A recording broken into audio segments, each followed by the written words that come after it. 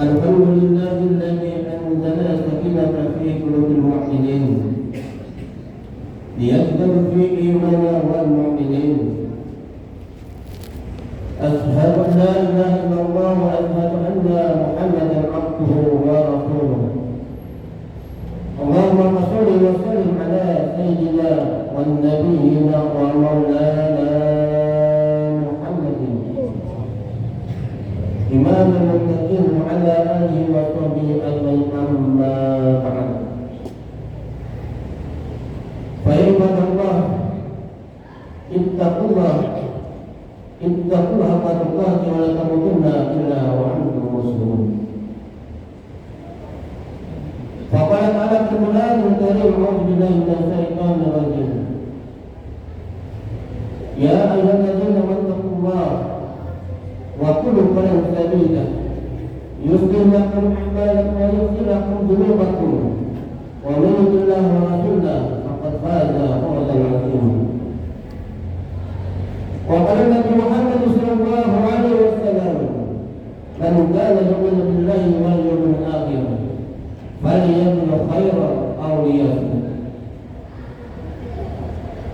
Ma'asyiral muslimin wal jumu'atul mu'minin sidaqullah min rahmatillah.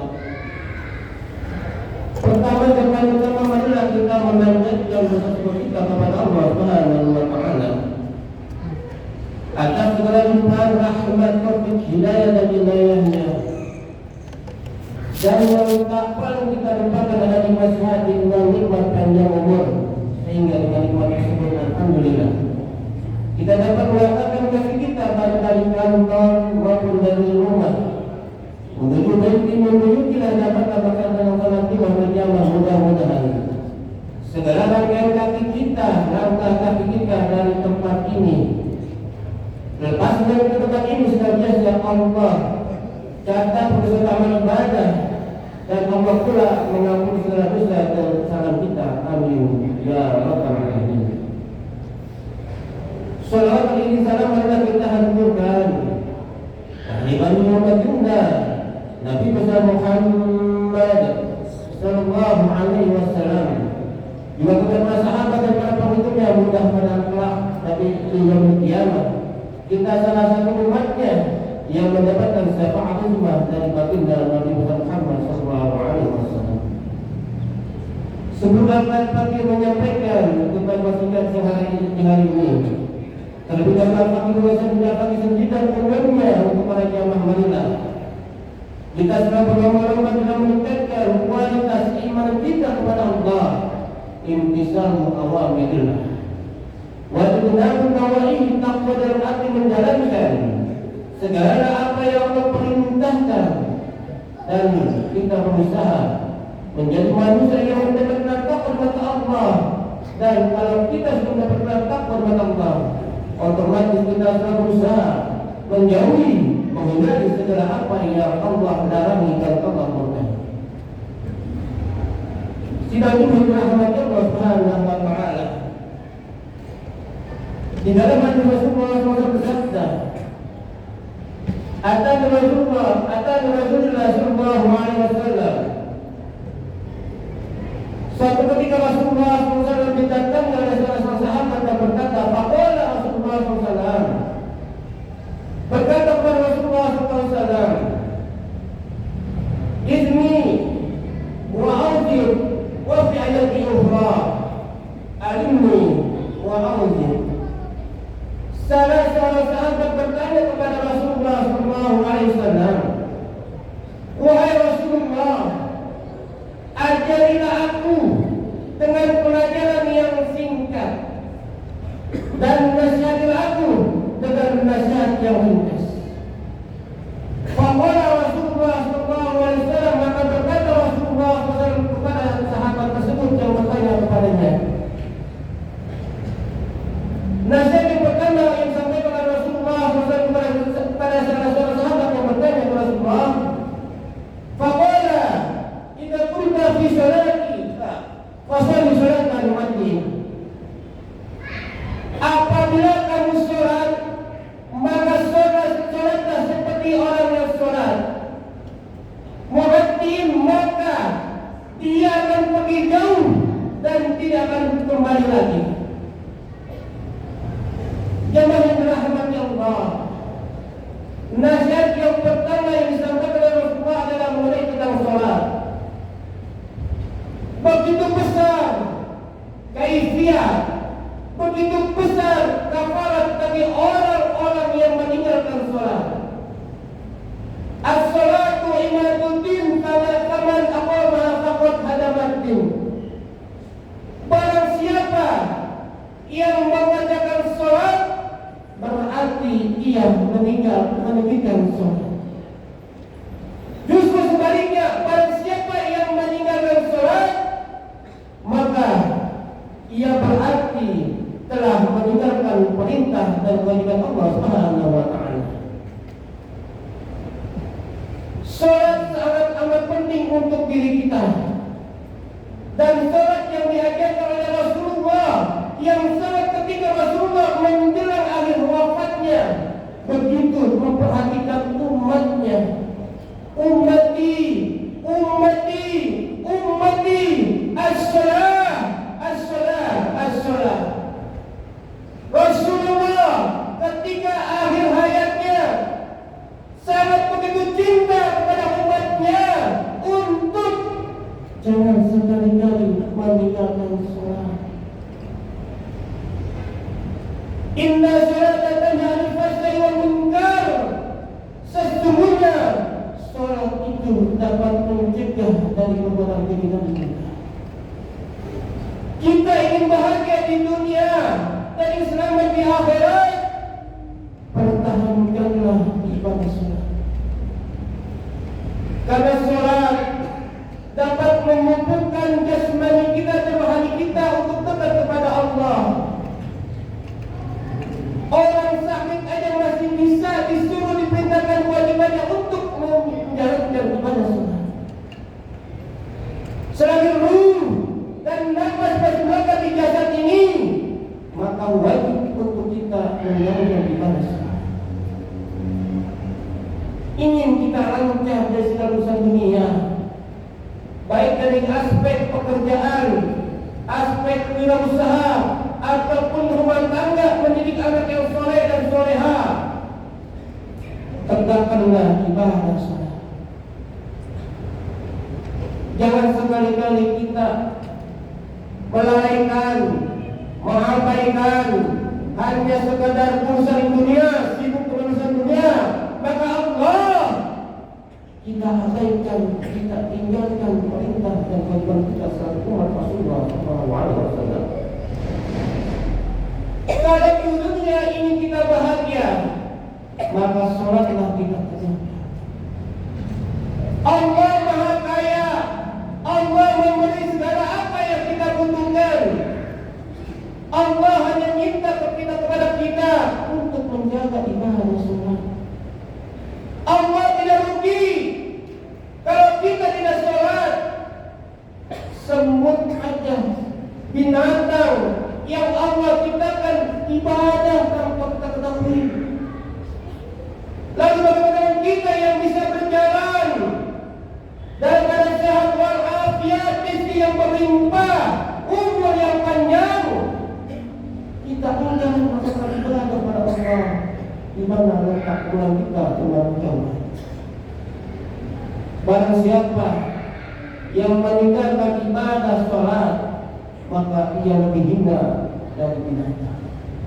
Binatang aja masih sembah sujud pada Allah. Kita yang sempurna Allah ciptakan enggan melaksanakan ibadah sholat. Na'udzubillah semua na'udzubillah.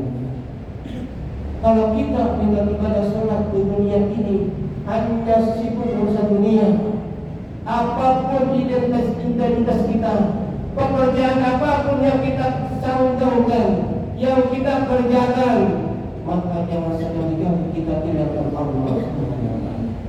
Kalau kita tinggalkan Allah, kalau Allah kita jadikan nomor dua, apa yang akan terjadi di dunia ini dengan kita? Bisa jadi kita akan sengsara, rumah tangga kita akan berantakan, anak kita akan menjadi anak yang tidak beriman kepada Allah, tidak berbakti kepada orang tua, lantaran kita jauh dari Allah. jamaah yang dirahmati Allah, begitu besar ibadah sholat yang akan menjadikan, yang akan membedakan kita dengan orang kafir adalah ibadah sholat. Tetapi jangan sampai kata Rasulullah SAW, sholat kita jadikan hanya sebagai kewajiban saja, menggugurkan kewajiban saja, tetapi sholatnya di akhir waktu. Apalagi mendekati waktu-waktu yang selanjutnya, sholat zuhur kita kerjakan mendekati sholat asar. Ini na'udzubillah ini termasuk orang yang lalai dari perintah Allah. Tetapi sebelum kita melaksanakan ibadah sholat, kita tengok ke belakang terlebih dahulu. Apa yang kita tengok dan apa yang kita lihat dan kita renungkan. Mohon maaf lahir dan batin. Ketika kita mau sholat, apa yang kita lakukan terlebih dahulu? Yang kita lakukan terlebih dahulu adalah tata cara wudu. Bagaimana tata cara wudu yang benar, yang ditentukan, yang sesuai dengan kaifiat ilmu fikih? Mohon maaf lahir dan batin. Tanpa kita tidak sengaja, tanpa kita tidak melihat, baik sengaja ataupun tidak sengaja, di kanan kiri kita, kebanyakan manusia ketika mau berwudu, membasuh kedua tangan itu tidak melebihi dengan batas yang ditentukan. Yang sebenarnya dari ilmu fikih adalah harus melewati sikut. Tetapi yang terjadi di masyarakat umumnya, kebanyakan, mohon maaf, mereka hanya sekedar membasahi anggota tubuh yang diwajibkan untuk wudu. Bagaimana kalau wudunya tidak sah, tidak sesuai dengan kaifiat ilmu fikih? Lalu di mana letak ibadah sholat kita? Kalau wudunya asal-asalan, asal basah saja, bagaimana dengan sholat yang kita kerjakan di hadapan Allah? Mudah-mudahan dengan apa yang Al-Fatih sampaikan ini dapat memotivasi kita untuk hati di majelis ilmu, untuk dapat bagaimana tata cara yang benar. Lalu yang kedua yang Rasulullah sampaikan, nasihat yang diberikan kepada sahabat yang bertanya kepada Rasulullah SAW, wala tatakalam bikalamin kathirun wada. Hati-hatilah ketika kita berbicara di hadapan manusia, ketika kita berbicara di hadapan para alim ulama, ketika kita berbicara kepada sekawan, sejawat ataupun saudara-saudara kita di dalam bergaul. Al-insan minal khata' wal nisan. Manusia terletaknya terdapat banyak yang melakukan kesalahan. Lidah memang tidak bertulang, dan kebanyakan manusia, baik para kalangan alim ulama, para kiai, para hadis, apalagi para kaum umum yang lemah dengan ilmu, banyak tergelincir dan terpleset dengan yang lainnya. Karena apa? Jangan sampai lisan ini menyakiti hati saudara kita, hati teman kita, hati tetangga kita, apalagi orang-orang yang dekat dan beriman kepada Allah Subhanahu wa taala. Dengan kita fitnah, dengan kita menggunjing, mengadu domba, namimah, dengan akibat lisan ini, jangan sampai kita sendiri yang berbuat, kita pula yang meminta maaf. Kenapa? Manusia jangankan yang rajin ibadah, rajin sedekah, rajin berbuat kebaikan, ibadah haji rajin, umrah berkali-kali, tetapi dia tidak mampu menjaga lisannya. Jangan harap, karena dikatakan dalam hadis Rasulullah SAW, jangan kau kira kau akan menggapai dan meraih pahala yang kau lakukan selama hidup dunia ketika kau sudah berada di akhirat.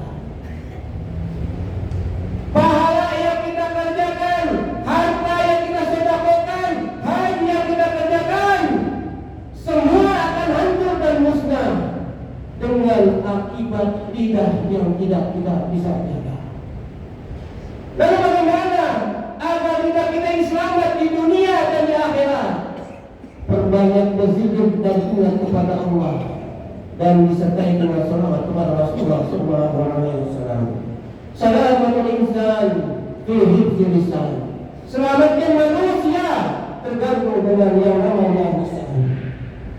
Hadirin jamaah yang dirahmati Allah Subhanahu wa taala. Allah taala berfirman, A'udzu billahi minasyaitonir rajim. Ya ayyuhalladzina amanu wa qulu qawlan sadida yuslih lakum a'malakum wa yaghfir lakum dhunubakum.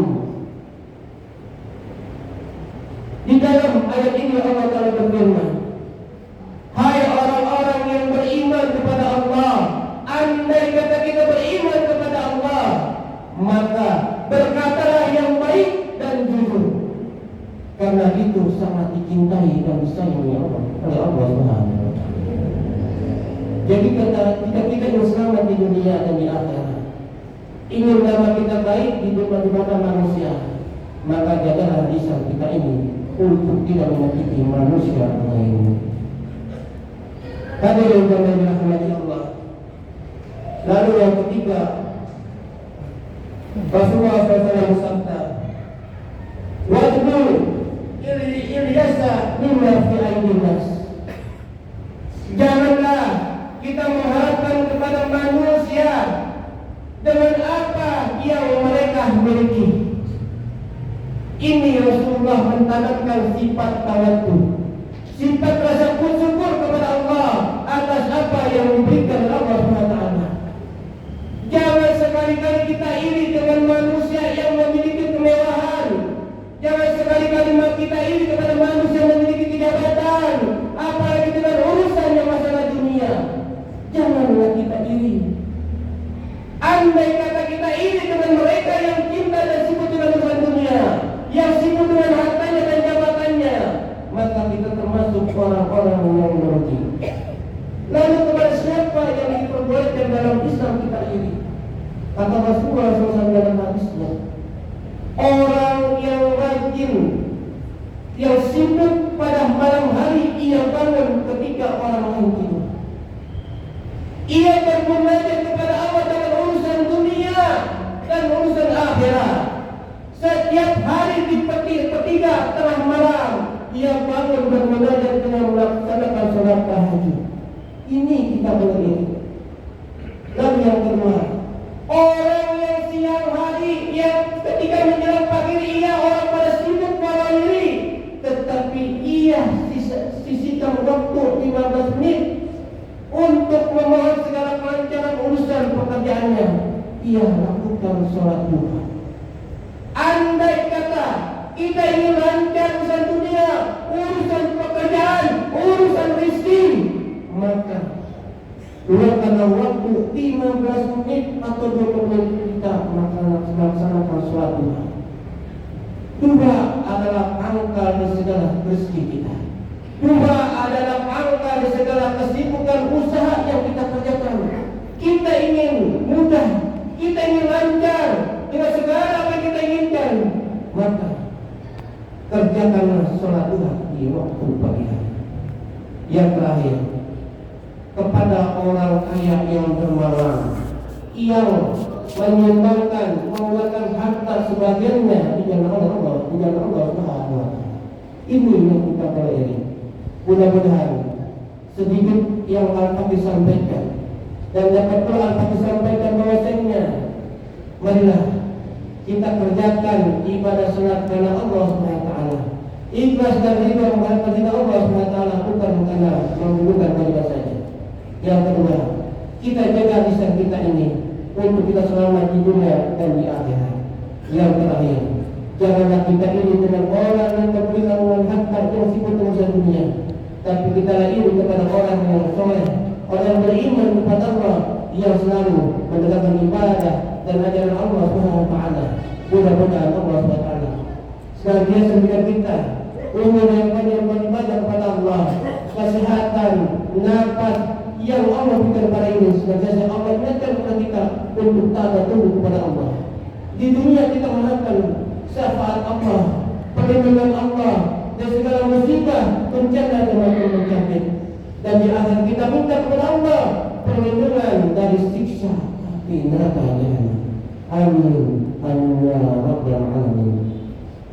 A'udzu billahi minasyaitonir rajim. Bismillahirrahmanirrahim. Wal 'asri innal insana lafi khusr illa alladziina aamanu wa 'amilus shalihaati wa tawassaw bil haqqi wa tawassaw bis sabr. Barakallahu li wa lakum fil Qur'anil 'azim. Wa nafa'ani wa iyyakum bi ayati wa dzikril hakim. Wa taqabbal minni wa minkum innahu samii'un 'aliim. Aqulu qawli hadza wa astaghfirullaha li wa lakum wa li sa'iril muslimina